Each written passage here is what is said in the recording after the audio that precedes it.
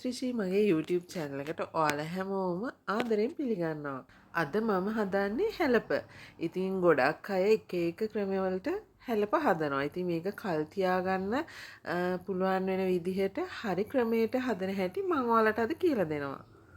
මෙන්න මේ වගේ ලස්සනට තද දුමුරු පාටට තියෙන්න දවස් 2ක් 3ක් විතර කල් තියාගන්න පුළුවන් වෙන විදිහට හදන්න මම අද කියලා දෙනවා. ගොඩක් අය හැලප හදලා ෆ්‍රිජ් එකේ තියනවා.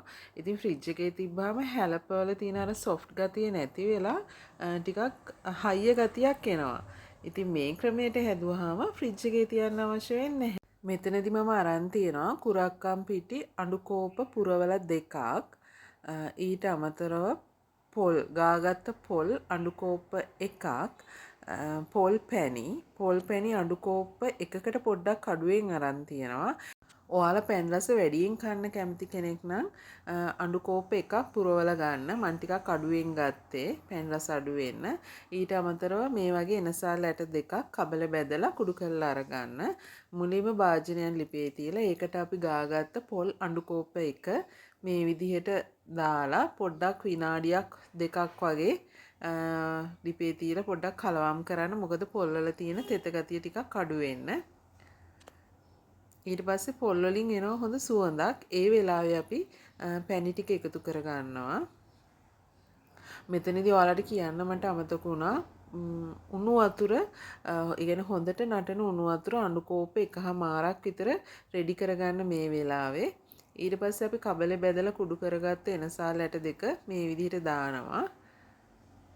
ලුණු තේ හැඳි භාගයකුත් එකතු කරගන්න.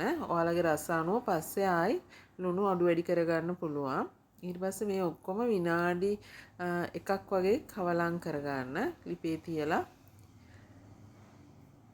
ඊට පස්සේ අපේ කුරක්කන් පිටි අණු කෝප 2 මේ විදිහට එකතු කරගන්න ඕනි. එකතු කරලා හොඳට කලවම් කරන්න. දැන් උණු වතුර අඬු කෝප්ප එකහමාරක් විතර රෙඩි කරගන්න මේ වෙලාවේ. ඒකත් මේ විදිහට හොඳට කලවම් වුණාට පස්සේ මේකට එකතු කරගන්න. එකපාරට එකතු කරගන්න එපා. ටික ටික එකතු කරගන්න. මේ මම පැණි දාලා තියෙන කෝප්පෙට පොඩ්ඩක් උණු වතුර දාලා ඒ ටික අර කෝප්පේ තියෙන පැණි ටික පොඩ්ඩක් කලවම් කරලා ඒකත් මේකට එකතු කරගත්තා. ඉතින් මේ විදිහට අඬු කෝප්ප එකහමාරක් පොඩ්ඩක් ටික ටික එකතු කරගන්න. කුරක්කම් පිටි ටික මේ වගේ ලිපේ ටිකක් උයලා ගත්තාම අපිට හැලපේක කල් තියාගන්න පුළුවන්. මොකද පොල් කුරක්කම් පිටි හොඳටම තැම්බිලානේ. අර නිකම්ම සමහර අය නිකම්මත් හදනවා. ඒ කියන්නේ මේ විදිහට ලිපේ උයා ගන්න නැතුව කෙලින්ම පොල් කවලම් කරලා පැණි කවලම් කරලා කැන්ද කොලේ නවලා හදන අයත් ඉන්නවා. එතකොට දවසක් විතර යනකොට නූල් ඇදෙනවා වගේ නිකන් නානු වෙලා එනවා සමහර වෙලාවට. ඉතින් ඒකින්ද මම අනුමත කරන්නේ මේ වගේ ටිකක් ලිපේ උයලා අරගන්න. දැන් මේ ඔයාලට පේනවා මේ වෙනකොට අතේ ඇලෙන්නේ නැහැ. ඒක තමයි පදම. මේ කැන්ද කොළ ටික හොඳට හොදලා වතුර බේරලා ඒකට පොල් තෙල් ටිකක් ගාලා අරගන්න. ඊට පස්සේ අපි හදාගත්ත පිටි මිශ්‍රණය රස්නේ පිටින්ම නිවෙනකන් ඉන්න එපා. එතකොට පොඩ්ඩක් හයි වෙන්න බලනවා. ඒකින්ද රස්නේ පිටින්ම මේ වගේ කට්ලට් එකට අපි සාමාන්‍යයෙන් හදන කට්ලට් එකට වඩා ටිකක් ලොකුවට මේ වගේ බෝල කරගෙන කැන්ද කොලේ දාරේ එක පැත්තකට හිටින්න මේ වගේ මැද්දෙන් තියාගන්න. තියලා මේ වගේ අතින් නවා ගන්න. අතින් නවලා ඕනි නම් ඕගලන්ට මේක අතින්ම හදන්නත් පුළුවන්.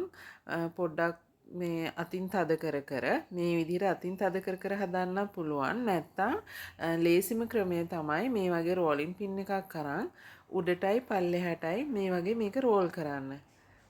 ගොඩක්ම නෙමෙයි සාමාන්‍ය ගානට. ඕගොල්ලෝ පුරුදු නැති කෙනෙක් නම් චුට්ටක් ඇරලා බලන්න කොච්චර ප්‍රමාණයක් මේක ඝනකමද කියලා. නැත්නම් සැරින් සැරේ කොලේ අරින්න යන්න එපා. ඒක පොඩ්ඩක් හිතින් මිම්ම හදාගන්න.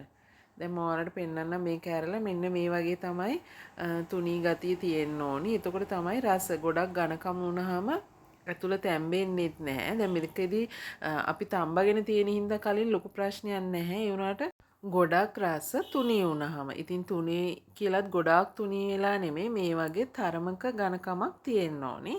දැන් ඉතින් හැමෝටමත් කැන්ද කොළ නැහැනේ හොයාගන්න. ඉතින් ඒ වගේ අයට පුළුවන් මේ විදිහට කෙහෙල් කොළයක් අරගෙන පොඩ්ඩක් ලිපේ මේක තවා ගන්න. ඒ කියන්නේ චුට්ටක් ලිපේ තියලා මේ කෙහෙල් කොළේ පොඩක් රත් කර ගන්න. මොකද නැත්තම් මේ විදිහට නවනකොට කෙහෙල් කොළේ මැද්දෙන් ඉරෙන්න බලනවා. ඊට පස්සේ අපි හදාගත්ත මිශ්‍රණය මැද්දෙන් තියලා මේ වගේ රෝලින් පින් එකකින් හෝ අතින් පොඩ්ඩක් හදාගන්න.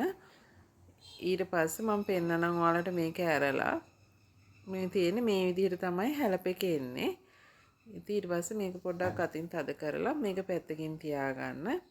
ඔයාලා කැන්දකොළ තෝරගන්නකොට ටිකක් ඝනකම මෝරපු කැන්දකොළ තෝරගන්න. මට හම්බුනේ ලපටි කැන්දකොළ. ඉතින් ඒක තැඹුවයින් පස්සේ අපි ගලවද්දි ඉරෙන්න බලනවා. ලපටි වුණාම ඒ කියන්නේ ගොඩක් ඇලිලා තියෙන්න බලනවා මේ තැඹුණයින් පස්සේ. ඒකින්ද ඔයාලා අනිවාර්යෙන් ලපටි කොළ නෙමෙයි මෝරපු කැන්දකොළ තෝරගන්න බලන්න. දැන් අපි හදාගත්ත හැලප ටික මේ වගේ ස්ටීමර් එකේ මැද සිදුරු දෙකක් හෝ එකක් ඉතුරු වෙන විදිහට වටේට අහුර ගන්න ඕනි. මොකද ඔක්කොම සිදුරු ටික වැහුනොත් හුමාලේ ඇතුළට එන්නේ නැති නිසා හැලප අමු වෙන්න ඉඩ තියෙනවා. ඒක නිසා මේ වගේ මැද සිදුරු වැහෙන්නේ නැති වෙන්න වටේට අහුර ගන්න. මෙතනදී තව දෙයක් කියන්න ඕන. ඔයාලා මේක පියනෙන් වහනකොට ටිකක් කල් තියාගන්න හදනවා නම් අනිවාර්යයෙන්ම ඒ පියන මොකක් හෝ කපු මිශ්‍ර රෙද්දකින් එහෙම නැත්නම් තුවායකින් බෙඩ් ෂීට් එකකින් වගේ ඔතලා මේකේ වහන්න. මොකද නැත්නම් පියනේ තියෙන මේ දැන් හුමාලේ එනකොට පියනට වදින වතුර ටික ආපහු මේ කැන්ද කොළ උඩට වැටෙනවා. දැන් මට එහෙම වුණා. මට ඇත්තටම අමතක වුණා මේක කවර් කරන්න පියන. ඉතින් මම කල් තියාගන්නේ නැහැ. මේක දවසින් අපේ ගෙදර ඉවරයි. ඉතින් ඒ හින්දා මට ලොකු ප්‍රශ්නයක් නැහැ. ඒනට ඔයාලා මේක කල් තියාගන්න හදනවා නම් අනිවාර්යෙන් මේ පියන මේ මුකකින් හරි කපු මිශ්‍ර රෙද්දකින් වහගන්න. දැන් මේ පැය කාලයකට පස්සේ ඉතින් ඔයාලට පේනවා වතුර බින්දු බින්දු තියෙනවා මේ කොළ උඩ. ඉතින් එහෙම වෙන්නේ මේක කවර් කරගත්තා නම්. ඇත්තට මට ඒ වෙලේ අමතක වුණා. ඉතින් දැන් මේ අපේ හැලප ටික හොඳට තැම්බිලා තියෙන්නේ.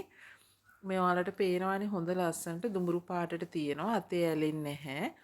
ඉතින් මේ තියෙන්නේ මම තම්බගත්ත හැලප ටිකක් නියුණාම දැන් ඔයාලට පේනවානේ මේ තියෙනවා නිකන් කළු පාටට කොලේ ඇලිලා වගේ. එහෙම වෙන්න හේතුව තමයි ලපටි කැන්දකොළ මට හම්බුනේ. ඉතින් ඔයාලා ගන්නකොට අනිවාර්යෙන් මෝරපු කැන්දකොළ තෝරගන්න. ඉතින් මේ තියෙන්නේ අපි කෙහෙල් කොලේ හදපු හැලප එක. ඒකත් මේ හරිම සුවඳයි. කෙහෙල් කොලේ තැඹුණාම එන සුවඳත් එක්ක හොඳට තැම්බිලා තියෙනවා. මේකේ ඉන්න වෙනම රසක්. ඒ කියන්නේ අපේ කැන්ද කොලේ හදන හැලප එකට වඩා කෙසෙල් කොලේ හදන හැලප එකේ රස පොඩ්ඩක් වෙනස්. ඉතින් දැන් මම ඔයාලට මේ වගේ කෑල්ලක් කඩලා පෙන්නන්නම්. මේක හරිම සොෆ්ට්. ඒ වගේම හරිම රසයි. මේ පේනවනේ හොඳට තැම්බිලා තියෙන්නේ මැද ඔක්කොම. අමුයි කියලා බය වෙන දෙයක් නැහැ. මොකද අපි කලිනුත් මේක උයාගෙන තින්නේ. ඒක නිසා විනාඩි 15ක් වැඩි ගින්දරේ තම්බ ගත්තාම හොඳටම ඇති. එහෙම නැත්නම් රයිස් කුකර් එකේ විනාඩි 20ක් වගේ තම්බ ගත්තාම හොඳටම ඇති. ඉතින් ඔයාලත් මේක හදලා බලන්න. හරිම රසයි. ඒ වගේම කල් තියාගන්නත් පුළුවන්. මේක තමයි මම දන්න විදිහට හැලප හදන හරිම ක්‍රමය. මොකද මේ පාට හැලප එකක තියෙන්න ඕනි අනිවාර්යෙන්. නිකන් අර අමු පාට තියෙනකොට ඒක හරියන්නේ නැහැ. එතකොට පිටි අමුයි වගේ. ඉතින් ඔයාලත් මේක හදලා බලලා මගේ channel එක subscribe කරලා නැත්නම් subscribe කරන්න, like කරන්න, comment කරන්න. ඔයාලා හැමෝටම සුබ දවසක්.